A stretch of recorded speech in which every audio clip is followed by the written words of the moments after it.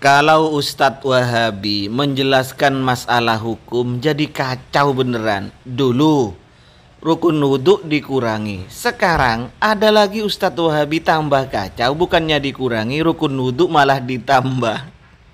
Bismillah di dalam wudhu adalah rukunnya wudhu. Berdasarkan hadis Nabi alaihi salatu wassalam, la wudhu'a liman lam yadhkur ismallahi alaihi. Tidak sah wudhunya bagi seseorang yang tidak membaca bismillah.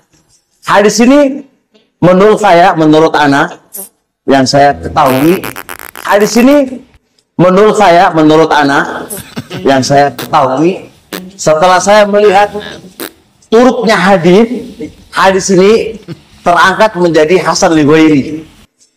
Hadis tadi yang saya baca, dua pendapat di antara para ulama. Guru saya Syekh Mubil mendhaifkan hadis ini. Syekh Al-Albani mengatakan hadis ini terangkat menjadi hasan li ghairihi. Waktu saya belajar, saya condong pendapat guru kami. Ketika saya pulang, saya membaca lagi beberapa buku dan ada buku bahas tentang ini. Syekh Abu Ishaq Al-Huwaini menulis tentang jalan-jalannya hadis, lalu beliau mengangkat hadis ini menjadi hasan li ghairi, dan itulah yang paling kuat insyaallah taala. Assalamualaikum warahmatullahi wabarakatuh.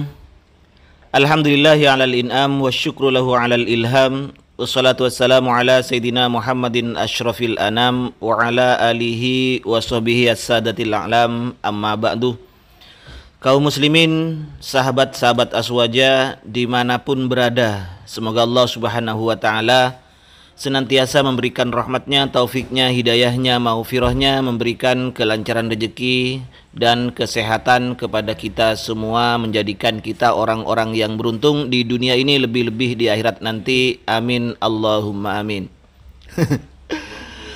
Kalau Ustadz Wahabi membahas syariat, membahas hukum fikih, kacau. Dulu Pak Dr. Khalid Basalama menjelaskan rukun wudhu hanya dua, yaitu membasuh wajah dan kedua tangan sampai siku. Nah ini Pak Dokter juga, Dr. H.C. Khaliful Hadi, murid Syekh Mukbil Yaman. Berarti ini saudara seperguruan Zulkarnain M. Sunusi dan Haris Abu Naufal, yang kacau juga cara baca kitabnya itu. Pak Dr. Haji Khaliful Hadi ini menjelaskan bahwa membaca bismillah ketika mau wudhu ini termasuk rukunnya wudhu.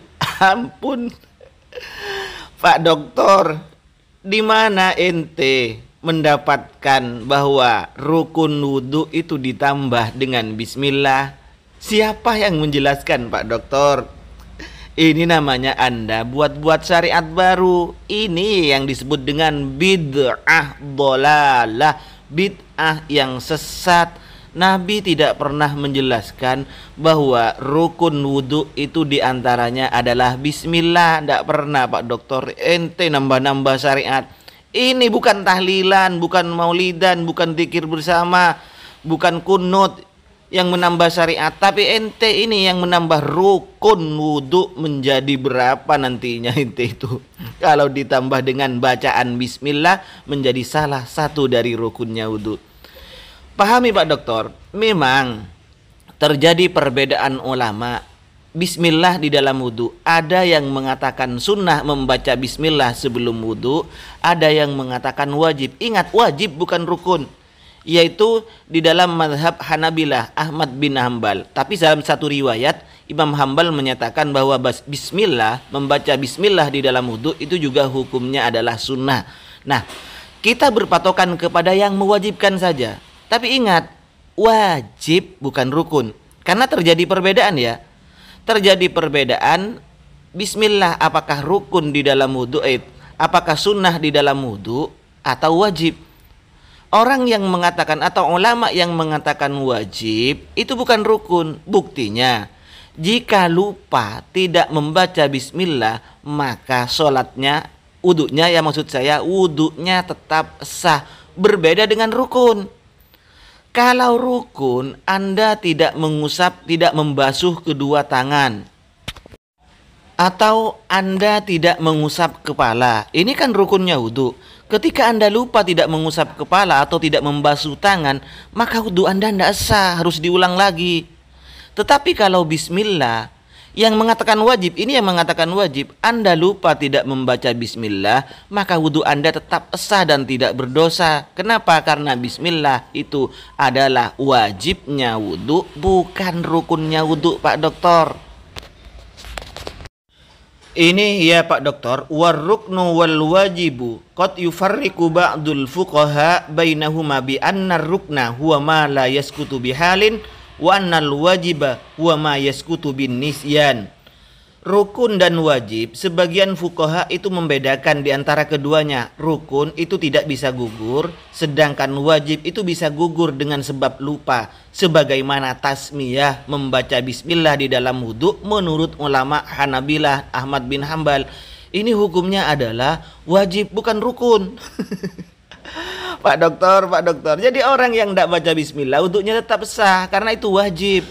Dalam keadaan lupa tidak baca bismillah ketika mau wudhu sah. Berbeda dengan halnya Anda itu tidak membasuh kedua tangan atau tidak mengusap kepala, tidak membasuh kedua kaki, maka wudhu Anda tidak sah, Pak Doktor.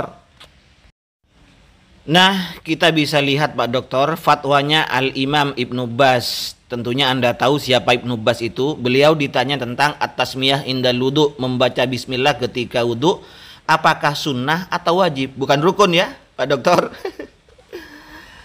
Jawaban Ibnu Baz, alladzi alaihi jumhuru ahlil ilmi annaha sunnatun muakkadatun.